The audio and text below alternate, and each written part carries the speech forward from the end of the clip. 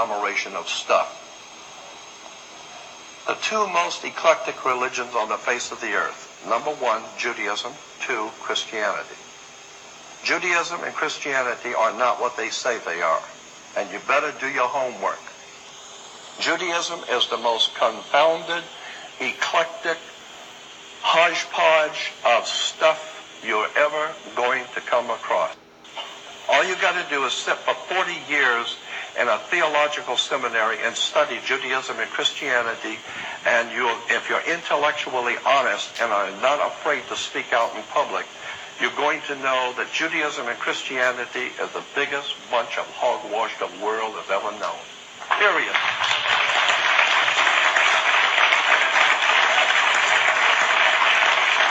My mother had an uncle when I was growing up. My mother had an uncle who worked in the Vatican Secretary of State's office. I'm Italian.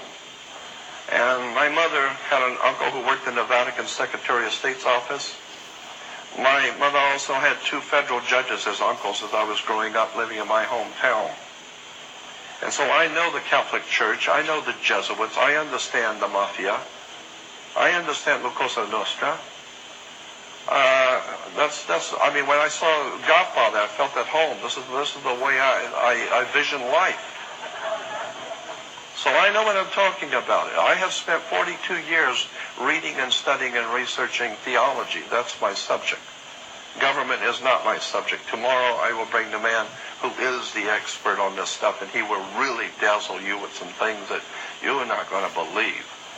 But theology and religion is my subject. And I will tell you that I have heard many times people say, well, that there's this bad Jewish religion and there's, of course, the good Jewish religion. I say, after 40 years of this subject and looking at this is the most eclectic, misunderstood, most outrageous collection of stuff I have ever seen in my life.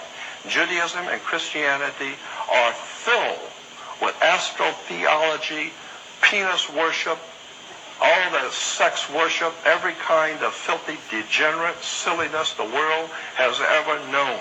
And this is today the basis for our legal and judicial system in America. The law of Moses. There was no Moses. I've talked to rabbis 35 years ago. Rabbis, major rabbis. This particular one was the president of the American Rabbinical Association 35 years ago. And I said to him, he lives in Newton, Massachusetts, and I said, Rabbi, tell me, was there an Abraham, Isaac, and Jacob, a King David, King Solomon? Were these people real? And he says, come on, everybody's got a religion. I mean, the priests tell the Catholics they're going to heaven. You know, the Hindus tell their people something. The Jews got to have their religion. It's just a religion. It's a story. This is why the Bible's called the greatest story ever told. It's a story. It's nothing true. It's a story. And consequently, you're missing the whole point of the Bible if you don't understand who wrote it and what the encrypted story is.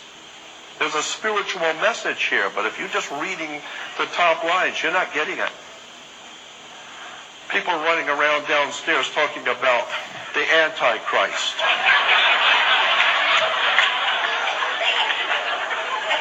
And have no idea in the world what the word Christ means. How in the world are you going to be afraid of an Antichrist and you don't even understand what the word Christ means? Ask any Christian, what does the word Christ mean? I'm very serious about this. Look it up in a dictionary, and as a matter of fact, look it up in about 30 or 40 of them.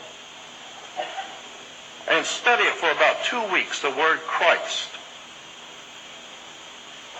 The word Christ comes from a Greek word Christo, which gives us Crisco cooking oil. Yeah, Pillsbury has a Crisco, which is Christo, which goes back to the word Christ. And Christ means oil. Okay?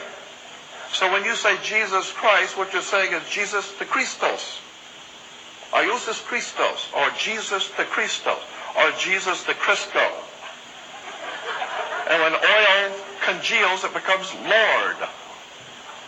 Look up the word Lord, L-O-R-D, and the Oxford Dictionary of the English Language, and it will tell you L-O-R-D is correctly spelled L-A-R-D, Lord, Kagio Christos.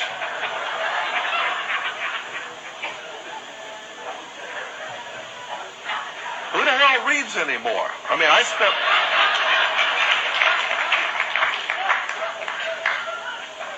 Now, when you look up the word Christos, it's oil.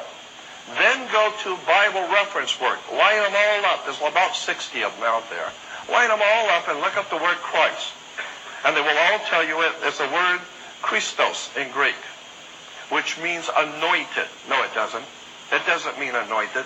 That's what you think it means. Christo is oil. And in the Hebrew, look up in the Hebrew dictionary, look up the word oil. It's called shemen or semen. Okay? This is why if you're going to be a priest, you got to go to a seminary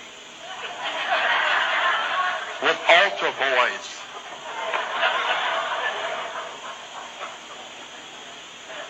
You don't have any idea in the world what was going on in the Roman Empire. You quite seriously do not know what was going on in the Roman Empire. Without a doubt, the dirtiest, the filthiest, the most obscene thing on the face of the earth is Western religion.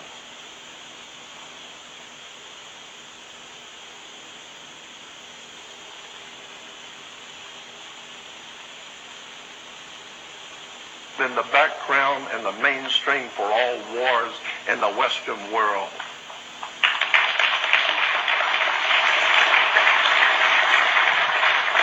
I, for one, am tired of judges, and I do not intend to crawl on my knees. I prefer dying on my feet in preference to crawling on my knees to some judge. As far as I'm concerned, they're all traitors to this country.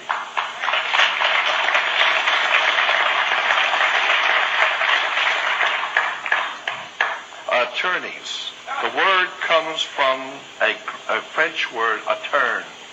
An attorne in France was in the court of the king in France. The guy who, when the king said, I want that guy's property, I want that guy's wife, I want that guy's children, and I want his horses. And so the man who was in charge of turning over everything to the king was referred to in the French as the attorne. He turned things over. He took from you and turned it over to the king. So he was referred to as attorne. And today we have attorneys. That's where the word comes from. They take from the poor and give it to the rich. As far as I'm concerned, you need to understand that the entire superstructure of law in this country is based on maritime admiralty, and the maritime admiralty is saying that you are a product. They bought you when you were born. Now what you need to do is understand that there's a whole revolutionary, radical, new understanding of how this country was founded. And if you don't understand the way this country was founded, you're never going to suspect how you got into this mess. You know, when a cop pulls you over and stops you, and he gives you a ticket, and he takes your license, and he will say, is this you? Well, it's got my picture on it, airhead. Can't you tell if it's me, right? And he says, is this you? Why? Because he needs for you to say that this is you. You are verbally agreeing that on your license is an all capital letters name. On the Maritime Admiralty, a corporate fiction. And they must have you say that this you are agreeing to be a corporate fiction under maritime law. Consequently, the entire system of government and laws is being ruled by England. Do you know why you have to have a marriage license? Why does anybody have to have a license for anything? You got to have a marriage license because sex is commerce. That's why you're doing commerce. Look it up. Look it up in the encyclopedia. Look up the word commerce. It'll tell you sexual relations is commerce. Don't think so? Wait till you go to court. Yeah, wait till the marriage doesn't work out, and when you go in, see, you're not going to go to the Lord. You're going to a judge. Why? Because it's basically commerce. It's two people providing a service. The man provides to the woman provides to the man. It's a business. And if you don't think so, If it don't work out, as I said, you're not going to God, you're going to court. And it's going to cost you some money. Incidentally, the judge rules from a bench. Judge rules from the bench. The word bench in Latin is a bank. So therefore the judge is ruling for the bank. I talked about the ancient God.